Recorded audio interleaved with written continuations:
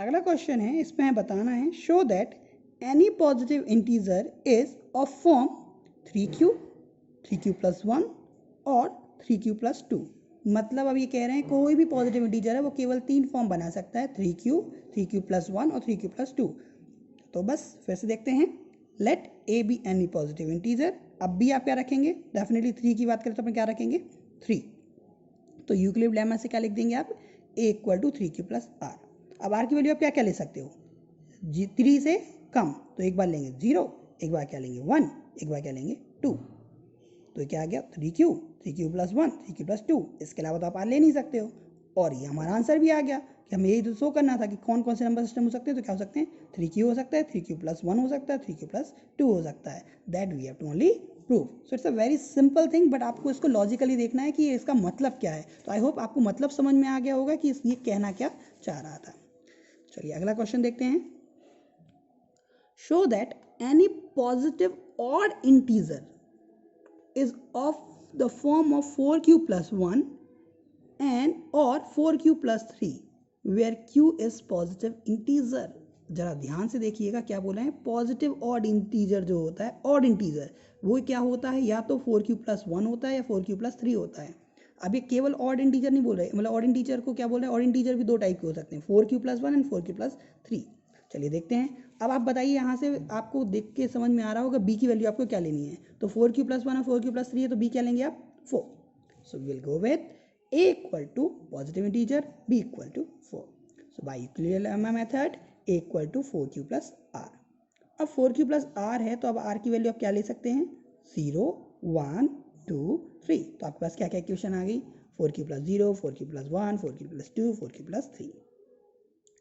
अब देखिए 4q में क्या हो जाएगा, 2 का डिवाइड हो जाएगा, 2 ये पूरा क्या है इवन, तो ये तो हमारी इक्वेशन को सेटिस्फाइड नहीं करता। 4q प्लस 2 ये भी क्या है इवन, तो ये भी सेटिस्फाइड नहीं करता। तो ये दो तो हमारे सिस्टम से चले गए। अब क्योंकि क्वेश्चन ने क्या बोला, ऑड नंबर के लिए बोला, इसलिए अब क्या बोला 4q प्लस 1, तो 4q इवन है और प्लस 1 क्या हो गया ऑड। ऐसे 4q इवन है प्लस 3 क्या हो गया ऑड। तो केवल ऑड नंबर्स क्या हैं, दिस वन। मतलब टोटल ऑड नंबर्स को हम केवल इन दोनों इक्वेशन से ही सेटिस्फाई कर पाएंगे। अगर और कोई नंबर होगा तो वो क्या निकलेगा, वो निकलेगा even number. So answer is a equal to 4q plus 1 and 4q plus 3। एक और क्वेश्चन देखते हैं। Prove that n square minus n is divisible by 2 for every positive integer.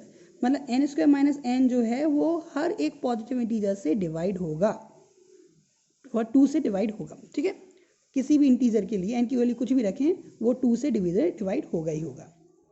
अब यहाँ हम मान लेते हैं 2 से डिवाइड है तो हम क्या ले लें 2 का मल्टीपल, 3 का डिवाइड होता है तो क्या लेते हैं 3 का मल्टीपल। ठीक है, तो हम इसको इस तरीके से लिख सकते हैं, हमने माना n इक्वल टू 2 इंटू के। ठीक है, तो और अगला, अब अगर आप 2k मान रहे हैं तो अगला नंबर क्या हो सकता है 2k प्लस 1, मतलब वही 2q और 2q प्लस 1। और तो नहीं हो सकते कि 2q प्लस 2 तो नहीं हो सकता, क्यों, क्योंकि आपने b को क्या लिया है अपने 2। तो n इक्वल टू मतलब a equal to b q plus 0 and a equal to b q plus 1, इस तरीके से। ठीक है, तो आपने ले लिया n इक्वल टू या तो 2k लेंगे या n equal to 2k plus 1 लेंगे, इसके अलावा कुछ नहीं हो सकता।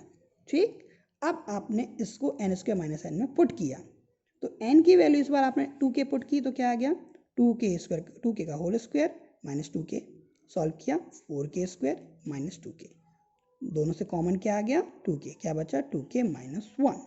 ठीक, अब एक बार आपने इसमें किसकी वैल्यू पुट की, दूसरी value n equal to 2k plus 1, तो आप क्या रखेंगे 2k प्लस 1 का whole square minus 2k plus 1, a square plus b square plus 2ab minus this 1, तो आपके आ गया कॉमन लिए 2k।